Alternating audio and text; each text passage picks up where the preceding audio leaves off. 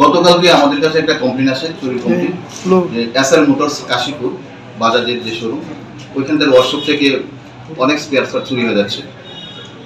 তো তার কর্ণধার আমাদের কমপ্লেন করেছে। কমপ্লেন অ্যাকর্ডিংলি আমরা একটা চুরি কেস রেজিস্টার করেছি।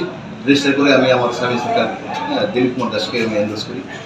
তো ইনভেস্টিগেশন নেমে দেখা যাচ্ছে যে ওই ফার্মের কিছু স্টাফ এই চুরির সাথে যুক্ত। আমরা নামগুলি ডিটেন করি, আমাদের অফিসে ডিটেন করেছে। করার পর আমরা টার্গেট করে কয়েকটা বাড়িতে, আমরা ফার্মের স্টাফের বাড়িতে আমরা সার্চ করে যে চুরি যাওয়া দ্রব্য ওইখান থেকে রিকভারি করা হয়। তো তাদের একজনের নাম হলো নিত্যানন্দ সিং, আরেকজন দীপ্তনু পাল। তারা অলরেডি দুজনকে করা হয়েছে। তো ওইখান থেকে বাড়িঘর থেকে যে মোটামুটি মালামাল যে স্পেয়ার পার্টস, 1 লক্ষ টাকার অধিক হবে। ছোটো ছোটো স্পেয়ার পার্টস এখন অনেক ভ্যালুয়েবল।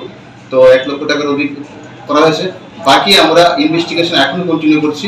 দেখা যাচ্ছে বাকি মালগুলো আমরা আশা করছি আরও 2-1 জন ইনভলভ থাকতে পারে, এবং বাকি মালগুলো আমরা রিকভারির জন্য আমরা চেষ্টা করে যাচ্ছি।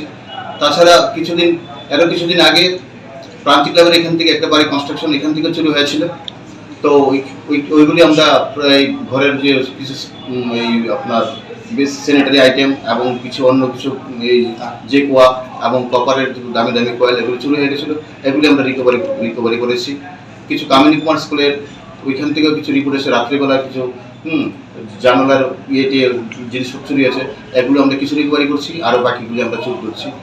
ইতিমধ্যে জয়েন করার পরে প্রায় 10 থেকে 12 জন আমরা চুরকে আমরা জেসিতে পাঠিয়েছি। তাছাড়া আরও আমি জয়েন করেছি 15 দিন, এর মধ্যে 3টা এনডিপিএস কেস আমরা রেজিস্টার করেছি। স্পেশালি আমরা নেশা বিরোধী এবং ক্রাইমস অফ প্রপার্টি, এগুলো দীর্ঘদিন চলছে। এগুলিকে যাতে আমরা আমার থানা জুডিশিয়াল থেকে কীভাবে ফ্রি রাখতে পারি, তার জন্য আমরা সচেষ্ট আসছি। আমার টিম, আমার আউটপোস্ট কলেজটিলা এবং মালদগঞ্জ আমরা করছি। আমাদের সিনিয়র অফিসাররাও খুব করছে, কোঅপারেট করছে। আমরা আশা করি এগুলো থেকে হুজুর আগে মোটামুটি একটা